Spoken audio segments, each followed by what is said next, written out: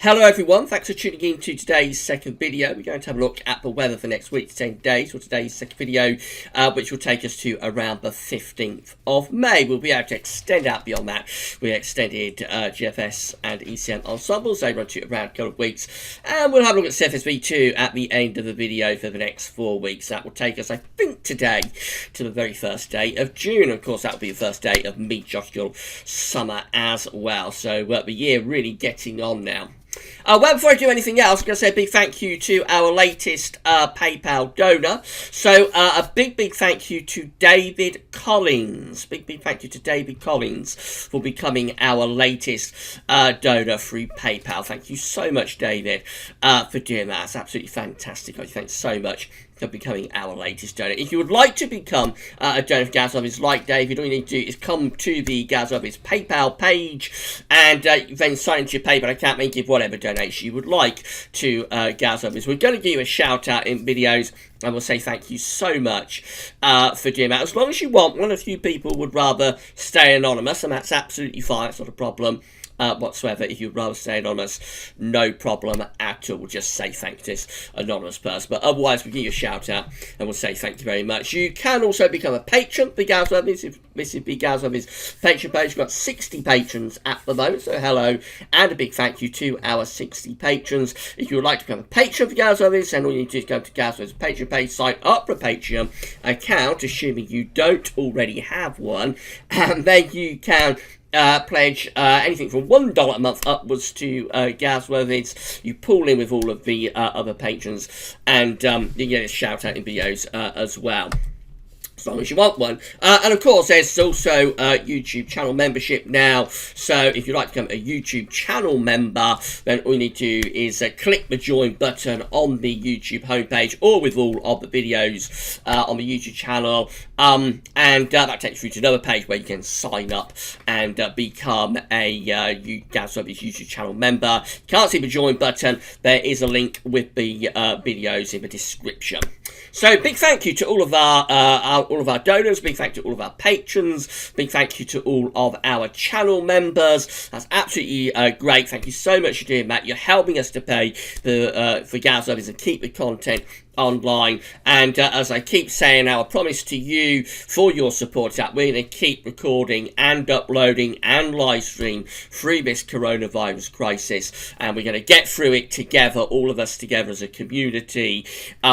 And that's how we're gonna get through it as we all come together as a community and support one another. So thank you so much, everybody, for doing that, and a special thank you to David Collins for becoming our latest donor.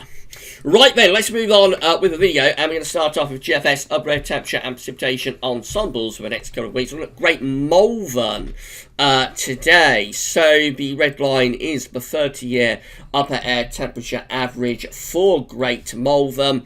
In the next few days, temperatures are going to be lifting up. So it's starting off quite close to average at the moment, but in the next 2-3 days, temperatures will lift up through to the end of the week and become quite warm, actually, with temperatures rising into the low to possibly mid-20s Celsius by Friday and into Saturday. But then after that, we get quite a drop in the temperature. Look at quite a significant drop in temperature taking place as we go through the second half of the weekend. Now, the dropping temperature we're seeing here isn't quite as dramatic as what we saw yesterday with some of these ensemble members. However, quite a few of them are still going down to -5 at 850 HPA. The ensemble mean has pulled up a little bit due to these ensemble members just here that aren't as cold.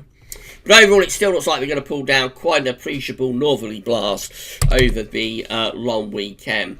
And then beyond that, as we move likely into the middle part of May and the second half of the month, quite a bit of scatter. We've got the warmer ensemble members up here, got cooler ensemble members down there, so quite a bit of scatter. But overall, perhaps a little bit on the cool side, really, for the middle part of May. It may take a little while for the temperature to recover, but by the second half of the month, I think we do see evidence. But as we go into the second half of the month, we're probably seeing the temperatures recovering a little bit. As far as precipitation is concerned, loads of dry weather coming up over the next few days. As the temperature drops, though, we could generate some quite heavy showers, so watch out around Friday or Saturday for risk of some heavy showers, maybe even some longer spells of rain. And then after that, as we go into next week, fairly dry again, really. It does look like we have got quite a dryish outlook here for the next week or two.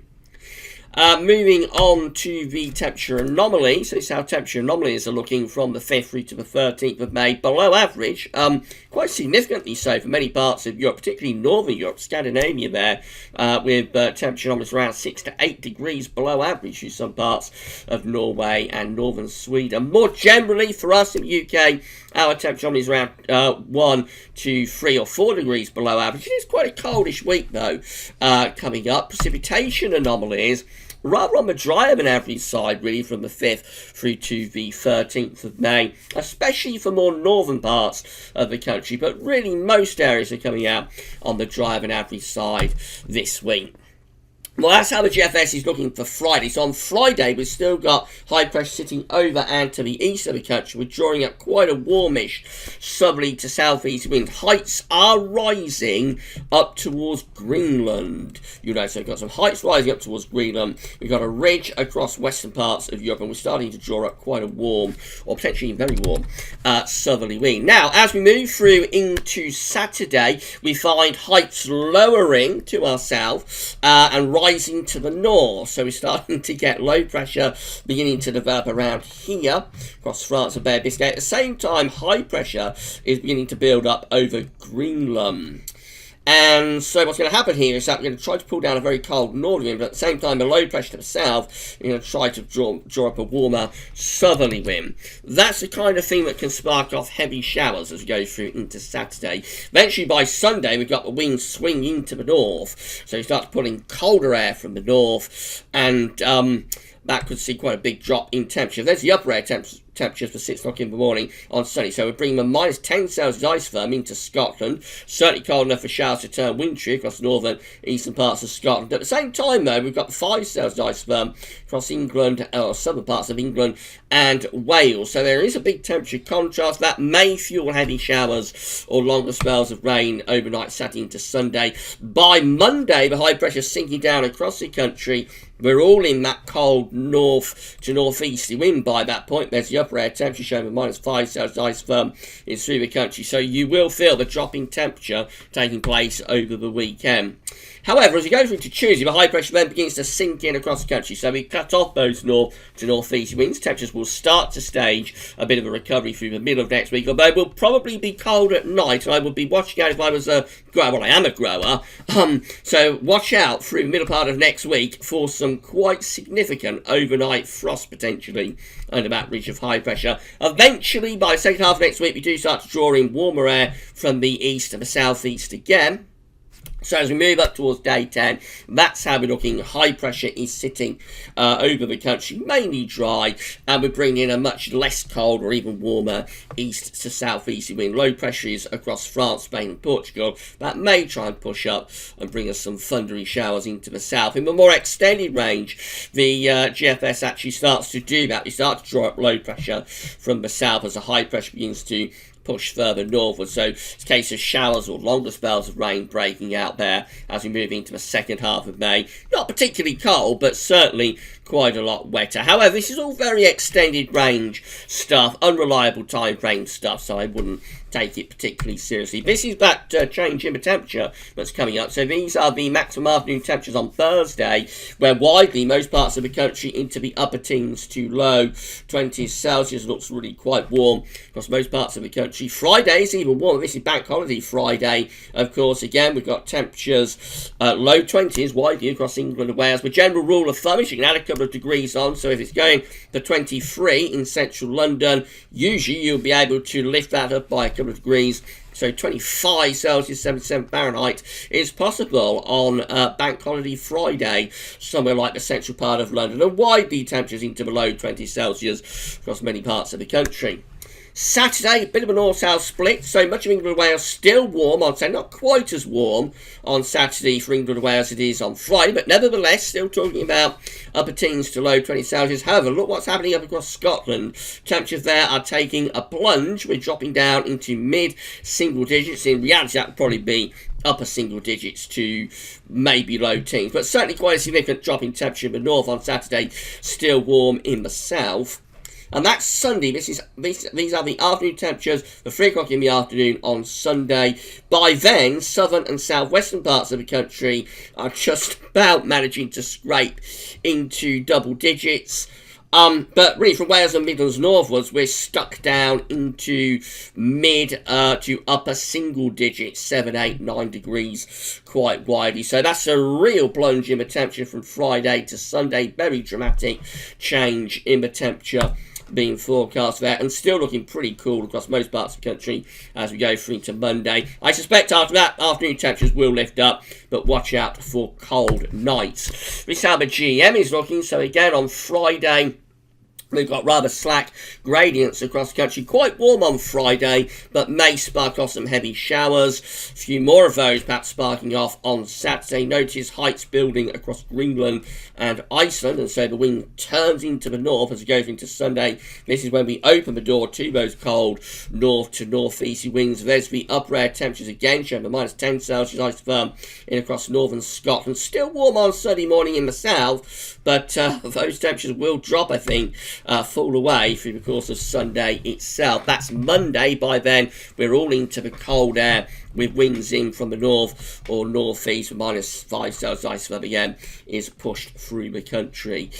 Through the course of next week, then we find the high pressure beginning to slip back in from the northwest, cutting off that northerly, pushing over Scandinavia, and a very cold northerly for Scandinavia. By the way, we do have people watching across Scandinavia. I think you're going to have a real northerly blast with this, and I'd be surprised. I wouldn't be that surprised if there's some pretty widespread snowfalls, even to relatively low levels across Scandinavia next week. But for us, the high pressure slipping back in from the west, cutting off the northerly, so temperatures will begin to recover through next week. We'll have a recovery in the temperature, but watch out for cold nights and that ridge of high pressure. By day 10, we're just starting to turn things a little bit more unsettled again from off the Atlantic, particularly to more northern and western parts of the country.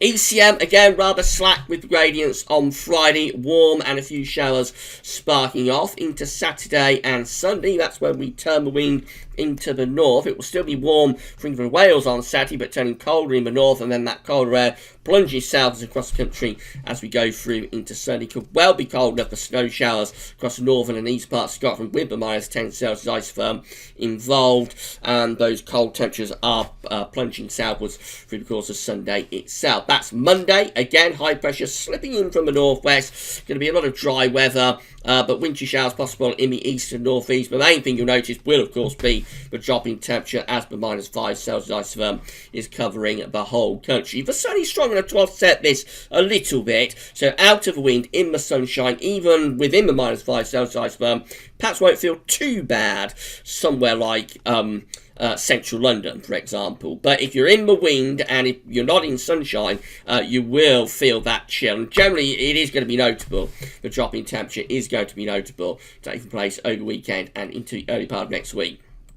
By the middle of next week, high pressure is slipping back in across the country, pushing the northerly away to Scandinavia. We're turning drier there as the high pressure builds back in across the country, moving up towards day 10. We're turning drier, and also we'll be warming the temperature up. But we could have some quite noticeably cold nights through the middle part of next week, and then the second half of next week we probably lose the cold nights and daytimes back to normal. Precipitation forecast, which we haven't seen for a few days, because I've not been updating it to Meteo, but it is updated today. So the precipitation type forecast from tameteo.com, based on that ECM run, is looking like this. I've got rain in the southwest today, otherwise most parts of the country are dry. That rain's going to fizzle out this afternoon, and then lots of dry weather actually coming up for the next couple of days. Will be some showery bursts out to the west, but most places will be dry. As we move into the end of the week and the weekend, that's when we could start seeing some heavy showers breaking out as we get this transition from warm sort of southeasterly flow to colder north to northeasterly. So that's 6 o'clock in the evening on Saturday, with widespread heavy showers breaking out, particularly across northern England and Midlands. Could be even some thunder involved in that. Into Sunday, we get rid of the showers, although I wouldn't rule out the chance that they merge into a longer spell of rain, actually, from Saturday night through to Sunday morning. That's something that we're going to firm up on. But anyway, by Sunday, that's out of the way, and we're bringing in those cold north to northeasterly winds. So wintry showers, particularly into northern and eastern parts of Scotland. Cold enough for snow there. However, they are very limited in nature, so it's just really showers brushing the east coast on those northeasterly winds. Most places actually are still under high pressure, so it is mostly dry. And then, of course, as we go through the middle part of next week, high pressure builds back in across the country. We cut off the cold northeasterly, but we keep it dry away from the north of Scotland, and temperatures start to stage a recovery.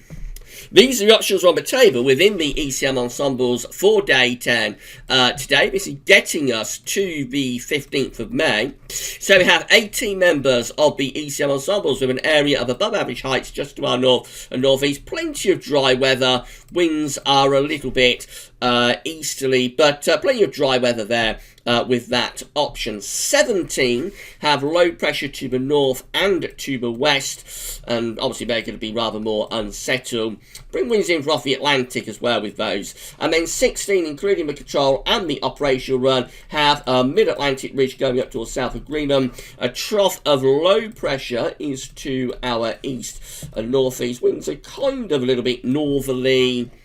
So that's still rather chilly, but the main northerly plunge is being pushed away to our north and east. Gradually a recovery in temperature taking place as we move up to the middle part of the month after that cold shock in the second week of the month.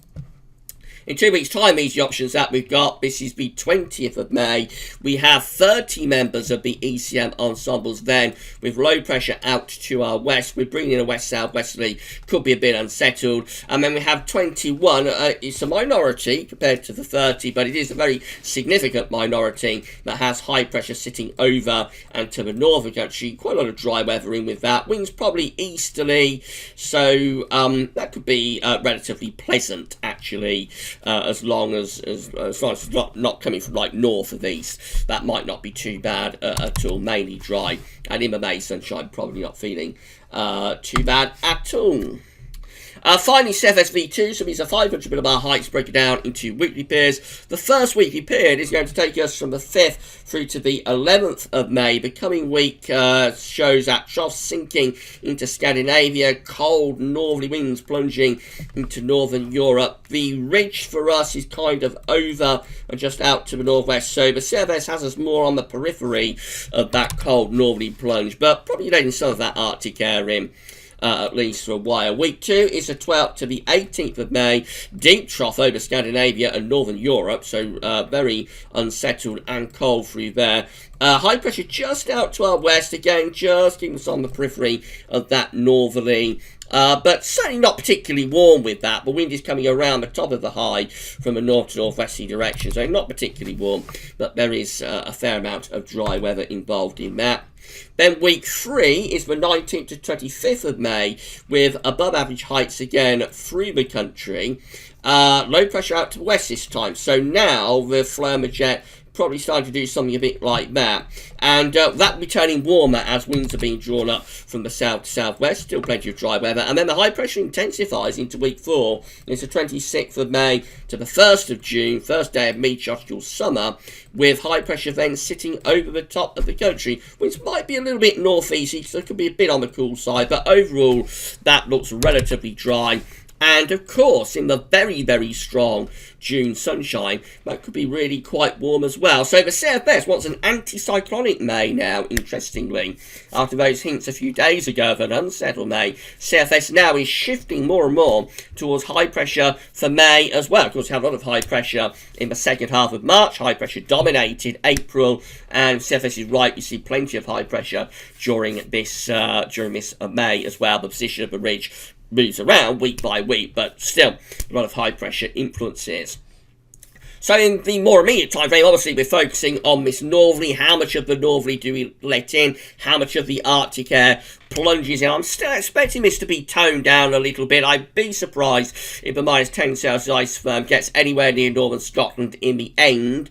We shall see, but I would expect it to pull up quite a bit further north than what the models are showing. But at the moment, they are still keen to bring that -10 Celsius ice firm into northern Scotland. So obviously, the immediate sort of time frame is focusing on the northerly and the Arctic plunge. After that, it's going to be a case of watching the high pressure build back in, temperatures recover, although there could be quite cold nights. And then where we go to the second half of the month looks rather uncertain. Some of this model output is indicating a lot of high pressure through the second half of May as well. Other models, though, look a little bit more unsettled for the second half of May. So the second half of May is still up for grabs, and in the immediate time frame, it's a case of how much of that northerly are we going to get over the weekend and into the early part of next week.